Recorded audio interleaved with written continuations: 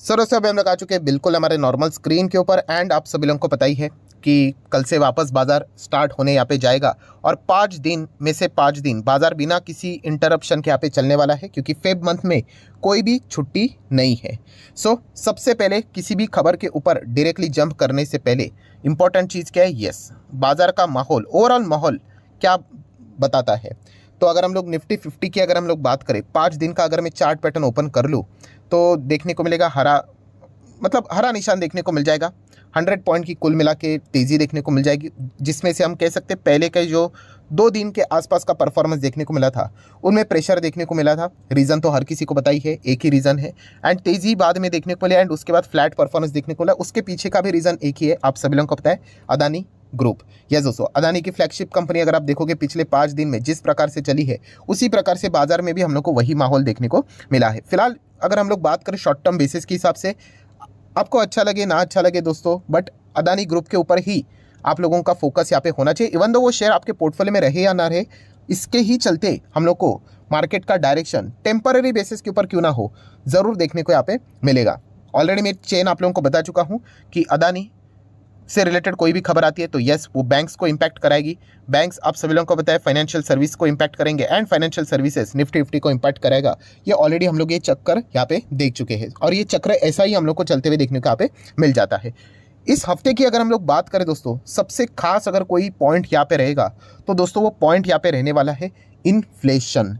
Yes दोस्तों, inflation आप सभी लोगों को पता है दुनिया भर की अगर हम लोग बात करें जितने भी कंट्रीज़ हैं उनमें इन्फ्लेशन सबसे ज़्यादा हम लोग को बड़ी प्रॉब्लम देखने को मिले, बिकॉज इन्फ्लेशन या फिर ग्रोथ, इनमें से आपको एक चुनना पड़ता है। मतलब अगर आप ग्रोथ को अचीव करने जाओगे तो आपके देश में जो महंगाई वो बढ़ती हुई देखने को मिल जाएगी एंड अगर आप इन्फ्लेशन को कंट्रोल करने जाओगे तो ऑटोमेटिकली आपकी ग्रोथ कम हो जाती है। ऑब्वियसली इसी बीच का जो बैलेंस करना होता है वही तो काम सेंट्रल बैंक का होता है, हर किसी का। इस हफ्ते की बात करें दोस्तों, दुनिया में जितने भी देश की अगर हम लोग बात करें बड़े बड़े, सभी के इन्फ्लेशन के डेटा आने वाले, सभी के। तो आप अंदाज़ा लगा सकते हो मार्केट के लिए एक बहुत ही इंपॉर्टेंट खबर अदर देन अदानी हम लोग को यहाँ पे इन्फ्लेशन वाली देखने को मिलने वाली है। मतलब शुरुआत तो करेंगे हमारे भारत के ही साथ। इंडिया का इन्फ्लेशन का, एंड इन्फ्लेशन मतलब आपको पता ही है सीपीआई इन्फ्लेशन, कंज्यूमर मतलब हमारा जो ग्राउंड लेवल पे जो इन्फ्लेशन रहता है, महंगाई क्या है, उससे रिलेटेड डेटा आने वाला है। ऑलरेडी हम लोग, आपको पता ही है कि Q4 में हम लोग एंटर कर चुके हैं एंड Q4 में इंडिया बिलीव करता है कि उनका 6% का जो दायरा है इन्फ्लेशन का, उसके अंदर हम लोग यहाँ पे आ जाएंगे, राइट। तो एवरेज परफॉर्मेंस की बात होती है 6% की। तो अभी देखना पड़ेगा कि हर एक महीना, अभी अगर हम लोग बात करें फेब में है तो जनवरी के मंथ में इन्फ्लेशन का डेटा क्या रहा, ये देखना अभी इंटरेस्टिंग फैक्टर यहाँ पे रहने वाला है। एंड आरबीआई की एक्सपेक्टेशन क्या थी, क्या उसी के ऊपर है या फिर नीचे है या फिर एग्जैक्टली वैसा ही है, ये देखना इंटरेस्टिंग फैक्टर यहाँ पे बनने वाला है। तो डेफिनेटली इंडिया का सीपीआई का इन्फ्लेशन का डेटा कल ही हम लोग को, सोमवार है ना कल, हाँ कल ही हम लोग को देखने को यहाँ पे मिलने वाला है। तो ज़रूर इसके ऊपर हम लोग का फोकस रहेगा। ये नंबर्स हम लोगों को बाजार क्लोज हो जाने के बाद देखने को मिल जाते हैं। देन अगर हम लोग बात करेंगे दोस्तों तो जीडीपी का डेटा भी आने वाला है, बट किसका, तो जापान का।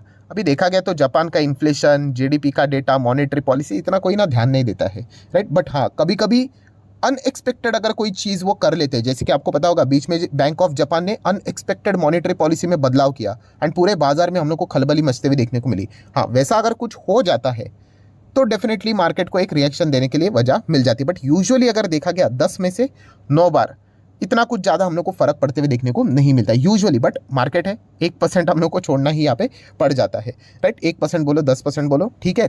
तो चलिए नेक्स्ट अगर हम लोग बात करेंगे दोस्तों, इंडिया का ही होलसेल प्राइस का इंडेक्स का डेटा कल नहीं, शायद से परसों मंगलवार के दिन हम लोग को देखने को मिलेगा। बहुत सारे लोग यहाँ पे इससे रिलेटेड सवाल भी पूछते हैं, सर सीपीआई इन्फ्लेशन का डेटा को ज़्यादा फोकस में रखा जाता है जो कि कल आएगा सोमवार को।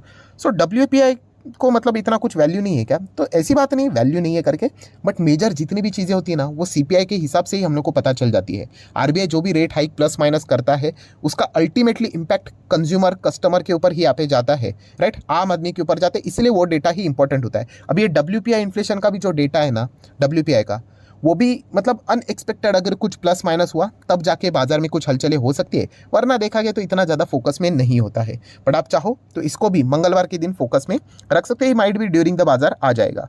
नेक्स्ट हम लोग बात करेंगे, अगेन सब बोला है मैंने शुरुआत में ही कि इन्फ्लेशन ही इन्फ्लेशन है, फिर एक इंपॉर्टेंट इन्फ्लेशन, मतलब इंडिया का सीपीआई का इन्फ्लेशन के डेटा के बाद अगर कोई किसी का इंपॉर्टेंट डेटा आने वाला है तो दुनिया की सबसे स्ट्रॉन्गेस्ट इकोनॉमी, शेयर बाजार का सबसे बड़ा इंजन अमेरिका, यस दोस्तों अमेरिका का इन्फ्लेशन का भी डेटा सीपीआई वाला, यस ये भी हम लोग को देखने को यहाँ पे मिलने वाला है।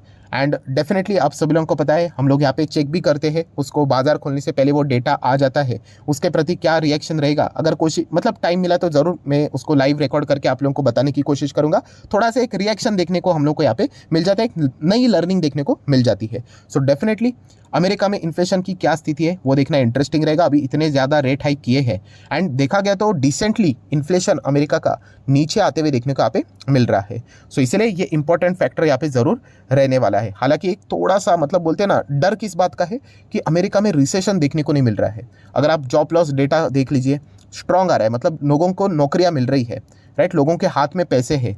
सेल की अगर हम लोग बात करें तो अच्छा खासा वहाँ पे हम लोग को लोग खरीदारी करते हुए देखने को मिल रहे हैं। तो इसके चलते थोड़ा सा इन्फ्लेशन के डेटा में हम लोग को डर का माहौल देखने को मिल जाता है, मतलब लोग हायर प्राइस भी अगर रहेंगे ना तो भी शायद से उसको खरीद सकते हैं।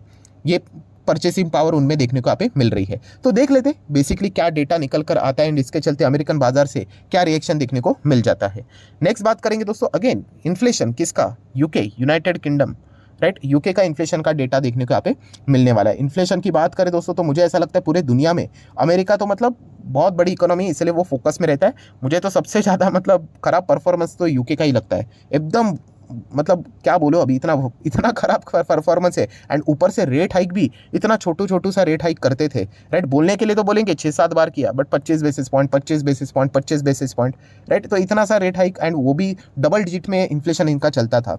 तो देख लेते हैं यूके का भी इन्फ्लेशन क्या आता है। अभी वो ऋषि सुनक जी आ गए, इसीलिए थोड़ा बहुत हम लोग को वो पूरा वहाँ का जो माहौल है, इंग्लैंड की अगर हम लोग बात करें, यूके की बात करें, ओवरऑल वो थोड़ा बहुत हम लोग को नॉर्मलाइज होते हुए देखने को यहाँ पे मिल रहा है, वरना वहाँ की तो टोटल और जो परफॉर्मेंस देखने को मिलता था बहुत ही खराब देखने को यहाँ पे मिल रहा था। तो ठीक है, उसके ऊपर भी फोकस रहेगा। देन अगर हम लोग बात करेंगे यूरोप, अभी यूरोप में क्या है दोस्तों, तो यूरोप में भी वही इन्फ्लेशन का डेटा ही सामने आने वाला है। मैंने पहले ही वीडियो की शुरुआत में बोल दिया, पूरा इन्फ्लेशन ही खेलना है इस हफ्ते एंड ये सबसे इंपॉर्टेंट एस्पेक्ट है।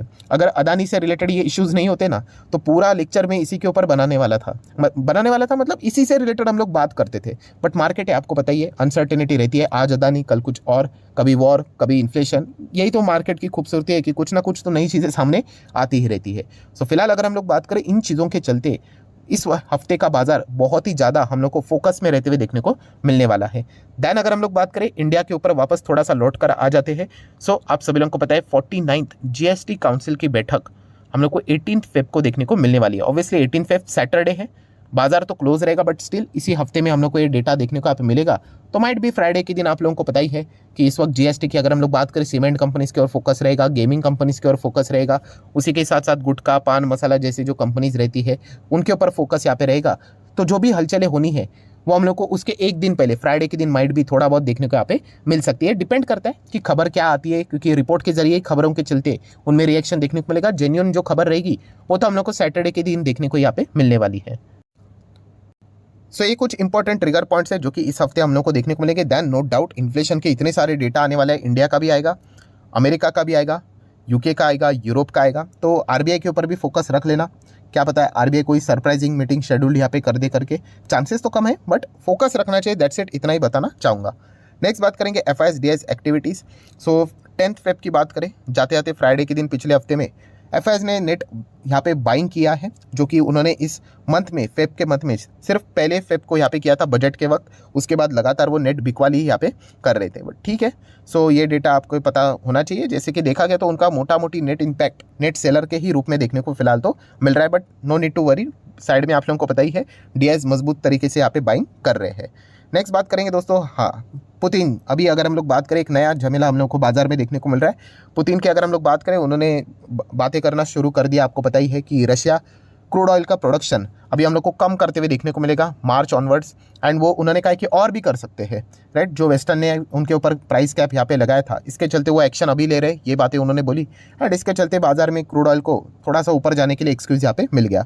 सो डेफिनेटली इंडिया के लिए अच्छी बात नहीं है। मैंने इससे रिलेटेड वीडियो बना के भी आप लोगों को बताया था कि हम लोग रशिया से सब कुछ क्रूड ऑयल नहीं खरीदते, आज भी गल्फ कंट्री से ही हम लोग ज़्यादा से ज़्यादा क्रूड ऑयल खरीदते हैं। तो अगर इनका भाव अगर बढ़ जाता है तो हमारे लिए थोड़ा बहुत दिक्कत वाली बात यहाँ पे हो सकती है। ऑब्वियसली हम सेलिब्रेट तो नहीं कर सकते ना क्रूड ऑयल बढ़ गया करके, तो ये एक फैक्टर पता होना चाहिए। क्योंकि इन्फ्लेशन हम लोगों का कंट्रोल देखने को मिल रहा है, तो ये एक ऐसा डेटा है जो कि थोड़ा बहुत परेशान कर सकता है। देन यूजुअली बात करें तो डॉलर, यहाँ पे INR की बात करें तो वापस 82.50 के ऊपर जा रहा है। गोल्ड की बात करें तो वापस हम लोग को गोल्ड पुराना जो लेवल था उसको टच करते हुए देखने को मिल रहा है। पुराना मतलब आप चेक कर सकते हैं, इनफैक्ट उसके ऊपर भी यहाँ पे जा चुका है। एक बहुत ही सॉलिड रैली गोल्ड में हम लोग को देखने को मिल रही है। एंड जाते जाते अगर हम लोग यहाँ पे बात करें ऑप्शन चेन, यस दोस्तों ऑप्शन चेन की बात करें, वैसे तो अदानी का माहौल जब तक है थोड़ा बहुत डर का माहौल रहेगा, बट फिर भी 17,800 पे हम लोग को थोड़ा सपोर्ट देखने को यहाँ पे मिल रहा है। एंड रेसिस्टेंस की बात करें तो छोटा बच्चा भी बता देगा कि यस 18,000 पे अच्छा खासा रेसिस्टेंस देखने को मिल रहा है। तो ये कुछ दायरे हैं जिसके बीच में बाजार यहाँ पे वर्क करते हुए देखने को यहाँ पे मिल सकता है। बट फिलहाल जिस प्रकार का बाजार का ओवरऑल माहौल है एंड जिस प्रकार की खबरें बाजार में आती हुई देखने को मिल रही है, डेफिनेटली कभी भी बड़े लेवल्स हम लोग को ब्रेक होते हुए देखने को मिल सकते हैं दोनों साइड पे। तो ज़रूर इसके ऊपर भी आप लोगों का फोकस रहना चाहिए। सो आशा करता हूँ दोस्तों जितने भी इंपॉर्टेंट पॉइंट्स थे सारे मैंने कवर कर लिए। वीडियो अच्छा लगे तो चाहो तो यहाँ पे लाइक एंड शेयर कर सकते हो। एंड डीमैट अकाउंट अगर आपने अभी तक ओपन नहीं किया है तो लिंक नीचे डिस्क्रिप्शन में 25 वीडियो की लिस्ट आपको बिल्कुल फ्री ऑफ कॉस्ट मिल जाएगी। आपका नाम, कौन सा अकाउंट आपने लिंक के थ्रू ओपन किया है, प्रॉपरली कमेंट सेक्शन में मेंशन कर देना। तो हफ्ते भर के अंदर अंदर सारे लेक्चर्स मेरे साइड से फ्री ऑफ कॉस्ट प्रोवाइड कर दी जाएंगे ताकि आप शेयर मार्केट को आसान भाषा से सीख सको। So that's it, thank you very much दोस्तों। We will be meeting our next video, तब तक के लिए बाय बाय।